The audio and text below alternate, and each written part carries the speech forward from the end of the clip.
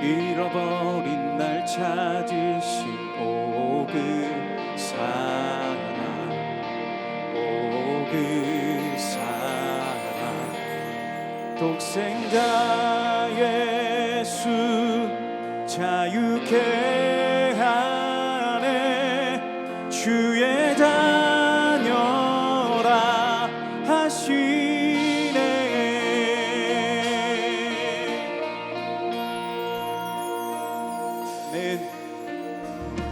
내 모든 죄에 속하신 주의 은혜, 나 죄 아래 있을 때 나를 위하여 죽으신 예수, 독생자 예수 자유케 하네. 주의 자녀라 하시네. 아버지 집에 거할 곳 있네. 주의 자녀라 하시네. 택하시고 지키시며 날 자녀라 하시네. 그의 소유 삼으시고 날 자녀라 하시네. 택하시고 지키시며 날 자녀라 하시네. 그의 소유 삼으시고 날 자녀라 하시네. 날 자녀라 하시네. 독생자 예수 자유케 하네. 주의 자녀라 하시네. 아버지 집에 거할 곳 있네. 주의 자녀라 하시네. 아버지 집에 거할 곳 있네.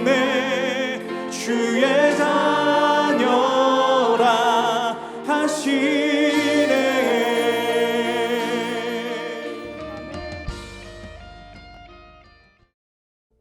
여호와께서 모세에게 말씀하여 이르시되, 이 명수대로 땅을 나눠주어 기업을 삼게 하라. 수가 많은 자에게는 기업을 많이 줄 것이요 수가 적은 자에게는 기업을 적게 줄 것이니 그들이 계수된 수대로 각기 기업을 주되 오직 그 땅을 제비 뽑아 나누어 그들의 조상 지파의 이름을 따라 얻게 할지니라. 그 다소를 막론하고 그들의 기업을 제비 뽑아 나눌지니라. 레위인으로 계수된 자들의 종족들은 이러하니, 게르손에게서 난 게르손 종족과 고핫에게서 난 고핫 종족과 무라리에게서 난 무라리 종족이며, 레위 종족들은 이러하니 림니 종족과 헤브론 종족과 말리 종족과 무시 종족과 고라 종족이라. 고핫은 아므람을 낳았으며, 아므람의 처의 이름은 요게벳이니 레위의 딸이요 애굽에서 레위에게서 난 자라. 그가 아므람에게서 아론과 모세와 그의 누이 미리암을 낳았고, 아론에게서는 나답과 아비후와 엘르아살과 이다말이 낳더니, 나답과 아비후는 다른 물을 여호와 앞에 들이다가 죽었더라. 1개월 이상으로 계수된 레위인의 모든 남자는 23,000명이었더라. 그들은 이스라엘 자손 중 계수에 들지 아니하였으니, 이는 이스라엘 자손 중에서 그들에게 준 기업이 없음이었더라. 이는 모세와 제사장 엘르아살이 계수한 자라. 그들이 여리고 맞은편 요단과 모압 평지에서 이스라엘 자손을 계수한 중에는 모세와 제사장 아론이 시내 광야에서 계수한 이스라엘 자손은 한 사람도 들지 못하였으니, 이는 여호와께서 그들에게 대하여 말씀하시기를, 그들이 반드시 광야에서 죽으리라 하셨습니다. 이러므로 여분네의 아들 갈렙과 눈의 아들 여호수아 외에는 한 사람도 남지 아니하였더라.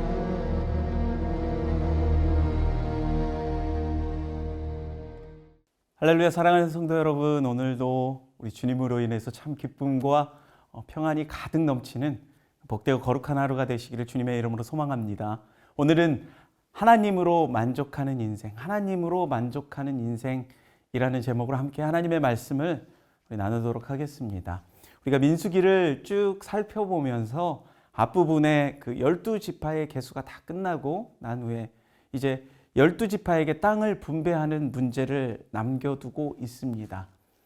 땅을 분배할 때 자기가 원하는 땅을 얻는 것이 아니라라는 것을 오늘 본문은 우리에게 말씀하고 있습니다. 하나님께서 12지파에게 땅을 나눠주실 때에 어떻게 하라고 말씀하셨나요? 제비 뽑아서 나눠주라고 말씀하십니다. 흔히 우리가 생각하기를 제비 뽑아준다라고 그러니까 뭐 로또 추첨하듯이 로또식으로 뽑아준다라고 그러는데 그것이 아니다라는 것이죠. 하나님께서 정해주셨다라는 것입니다. 우리 잠언 16장 33절을 보니까 제비는 사람이 뽑으나 모든 일을 작정하기는 여호와께 있느니라 라고 말씀하십니다. 우리가 또 이 말씀을 오용해 가지고 모든 제비 뽑기는 하나님의 뜻이다. 이것 또한 아니다라는 것입니다. 하나님께서 제비 뽑으라고 하신 것, 하나님께서 하라고 하신 것, 그것에 한해서 하나님의 뜻이 될 수 있지만 멋대로 그냥 아무거나 하고 난 다음에 이것이 하나님의 뜻이야 라고 하면 안 된다라는 것이죠. 이 성경도 이 제비 뽑기식으로 읽는 사람들을 우리가 보게 됩니다. 그냥 아무데나 이렇게 펴가지고 읽는 것이죠. 여러분 그런 얘기 많이 들어보셨죠? 어떤 사람이 하나님께서 오늘 나에게 무슨 말씀을 하실까 하면서 성경을 펴니다. 그랬더니 가룟 유다가 예수님을 파니라, 괴로워하다가 목매달아 죽으니라. 그러니까 이거 하나님 말씀 아니야. 이게 내 말씀이 아니고, 그래서 다른 곳을 피니까 거기에 내가 하는 일을 속히 행하라 라고 나왔다라는 것입니다. 여러분 이런 식으로 성경을 읽어서는 안 된다라는 것이죠. 이것이 오늘 내게 주신 말씀이다 이러는 것은 옳지 않다라는 것입니다. 그러나 하나님께서 제비 뽑으라고 말씀하신 그 부분에 있어서 제비 뽑아서 하는 것은 하나님의 뜻이다라는 것입니다. 오늘 본문 55절 56절 말씀을 보니까 오직 그 땅을 제비 뽑아 나누어 그들의 조상 지파의 이름을 따라 얻게 할지니라.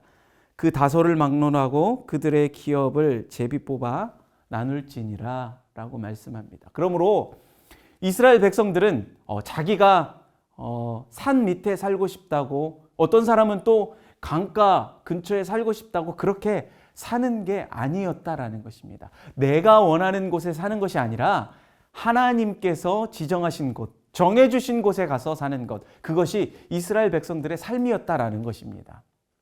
사랑하는 성도 여러분, 이 시대는 너무나 많은 순간에 내가 원하는 것을 하는 것, 이것에 너무 우리가 익숙해져 있습니다. 저희 아버님 그리고 시니어 세대만 해도 대개 결혼을 연애 결혼하지 않았습니다. 부모님들이 중매해서 이렇게 결혼을 했죠. 최근에 기성세대에 와서 자기가 선택을 해서 연애해서 결혼을 하기 시작했다라는 것입니다. 저는 물론 연애 결혼했습니다. 보통은 소개로 이렇게 만나서 이렇게 결혼을 하죠. 이것도 말이 연애지 중매나 마찬가지인 것입니다. 이런 풍토가 그리 오래되지 않았다라는 것입니다. 이런 삶에 익숙해진 사람들은 내가 원하지 않는 것을 하는 것에 있어서 굉장히 익숙하지 않다라는 것입니다. 그런데 여러분 우리의 삶들을 한번 봅시다. 내가 원하는 것만 하면서 살아갈 수 있을까요? 그렇지 않다라는 것입니다. 하나님께서 내게 주어진, 맡겨주신 일들이 있습니다. 그것을 우리는 사명이라고 그러죠. 어떤 때는 내가 원하지 않는 것, 마치 불가능해 보이는 것, 그것도 해야 되는 것입니다. 어떻게 우리가 좋은 것만 하면서 살아갈 수 있을까요? 하기 싫은 것도 하는 것, 이것을 훈련해야 하나님의 백성으로서 온전하게 살 수 있다라는 것입니다. 우리 남자분들 군대가 왜 힘이 듭니까? 여러 가지 이유가 있겠지만 그 중에 내가 하기 싫어도 해야 되는 것이 있기 때문에 힘이 드는 것입니다. 내가 하고 싶은 것만 하면서 살 수 없는 곳이 바로 군대입니다. 그러니까 매일같이 훈련하는 것이죠. 하기 싫어도 훈련해서 그것을 체질을 만드는 것입니다. 바로 그러한 삶이죠. 이제 저희 교회가 여름 사역을 앞두고 있습니다. 이번 여름에 해외로 국내로 선교를 갈 텐데 가고 싶으면 가는 게 아니다라는 것입니다. 어디를 보내든지 내가 가겠습니다라는 그 자세가 중요한 것입니다. 또한 그곳에서 사람을 만날 때에 또 그 관상을 보고 만나는 사람이 있습니다. 저 사람은 굉장히 말을 잘 들어줄 것 같은데 저 사람은 나에게 참 호감을 주는 사람이야. 그리고 우리가 어떻습니까? 전도할 때 보면 관상과 굉장히 맞지 않는다라는 것을 우리가 경험하게 됩니다. 어떤 사람이 예수님을 믿을 것 같다고 보여집니다. 그래서 그냥 한번 말씀만 전하고 말지라고 죽어도 안 믿을 것 같은 그런 사람이 있습니다. 그런 사람이 오히려 그냥 말씀을 전했을 때에 예수님을 믿게 되는 일들을 우리가 보게 됩니다. 경험하게 됩니다.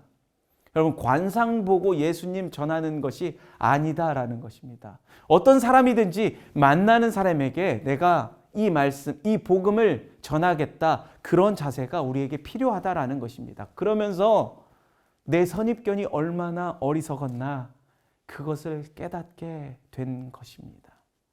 여러분, 그러므로 제비 뽑는다라는 것은 무엇입니까? 하나님께서 나에게 주신 것이 제일 좋은 것이다 라는 것입니다. 지금 당장은 내 마음에 안 들 수도 있습니다. 그러나 그것이 하나님의 뜻이다 라고 감사하면서 살아야 하는 것입니다. 이 태도가 바로 제비 뽑는다 라는 것의 진정한 의미다 라는 것입니다. 바라기는 하나님께서 우리 각자에게 주신 것을 감사함으로 만족하며 살아가는 주님의 귀한 자녀들이 되시기를 소망합니다.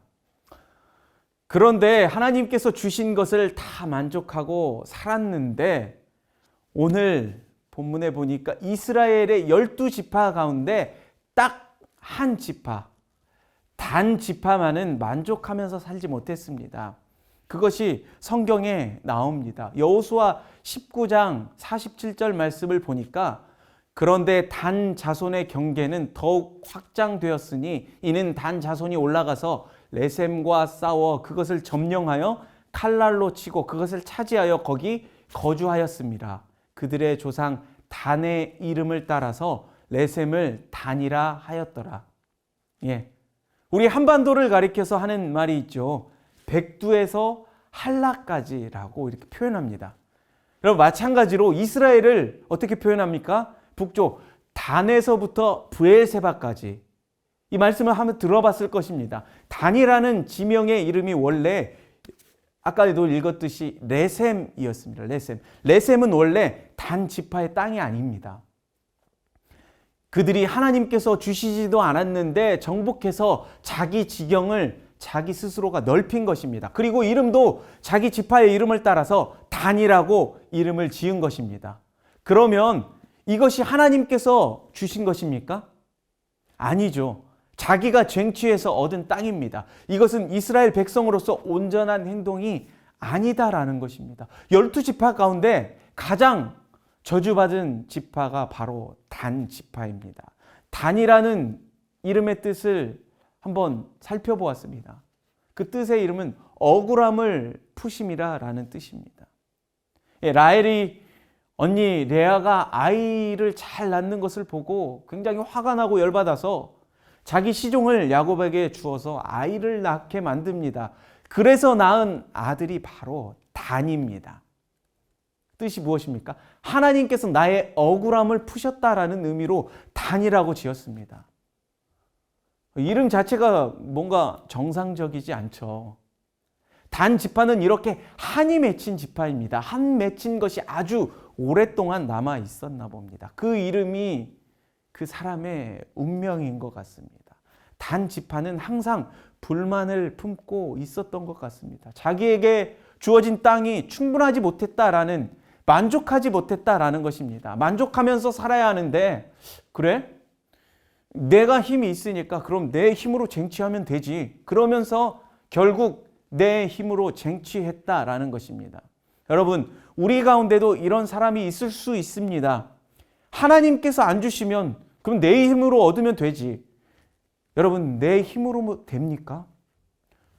철저히 하나님의 축복이 임해야 하지 내 힘으로 쟁취하는 것은 아니다라는 것입니다.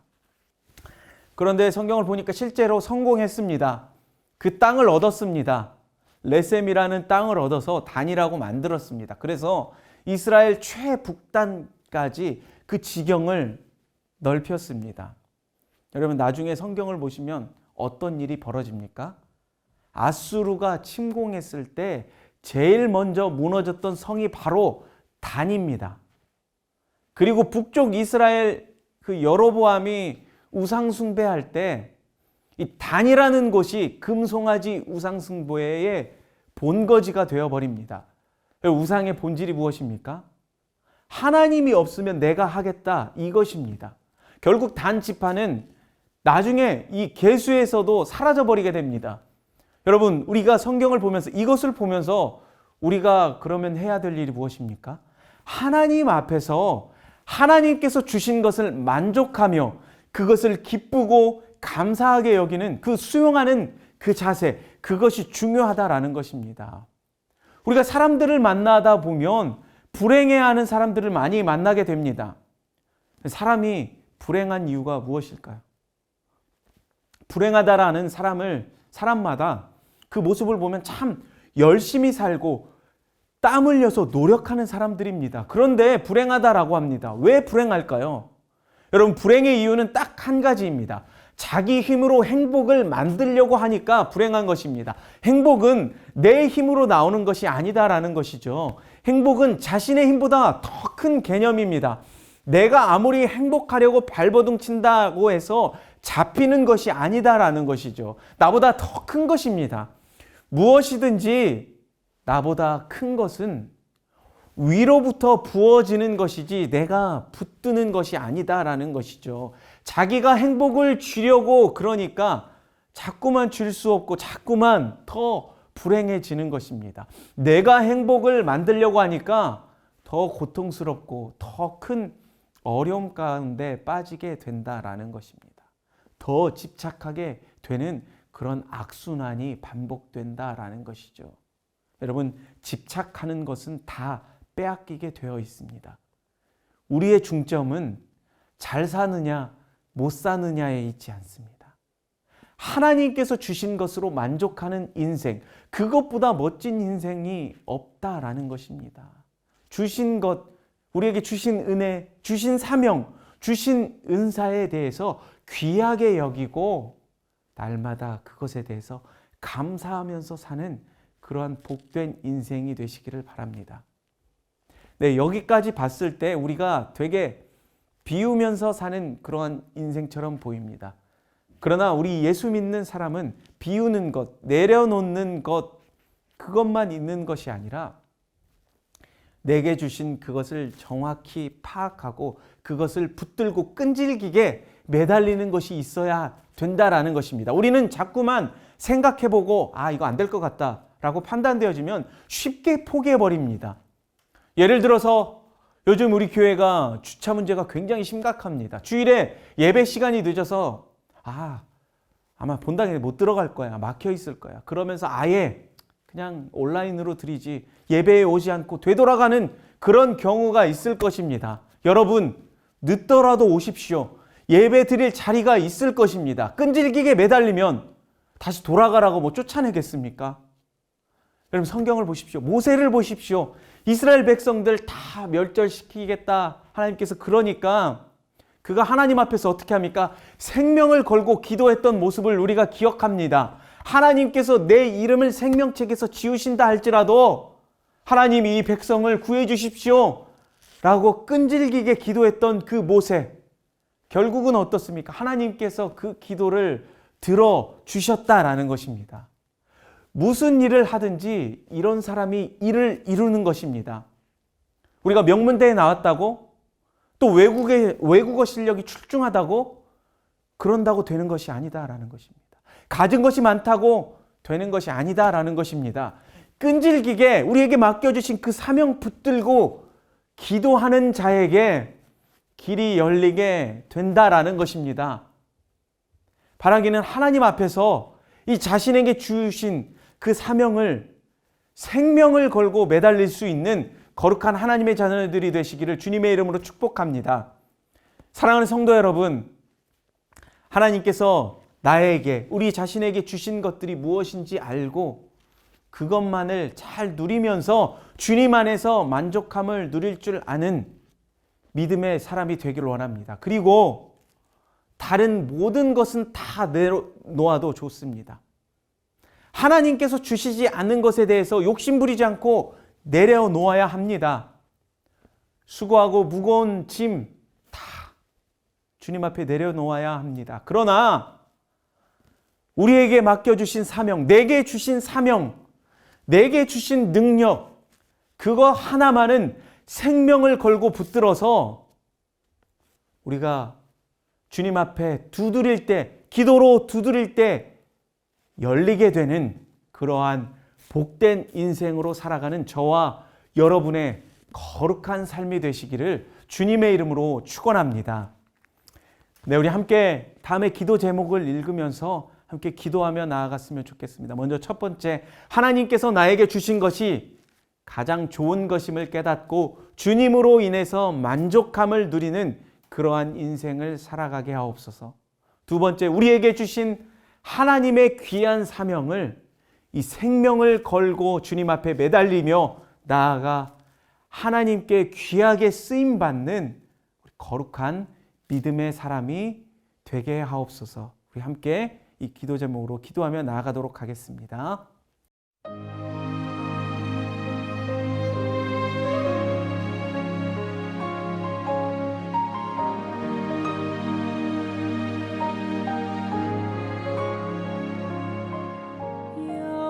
여호와는 나의 목자시니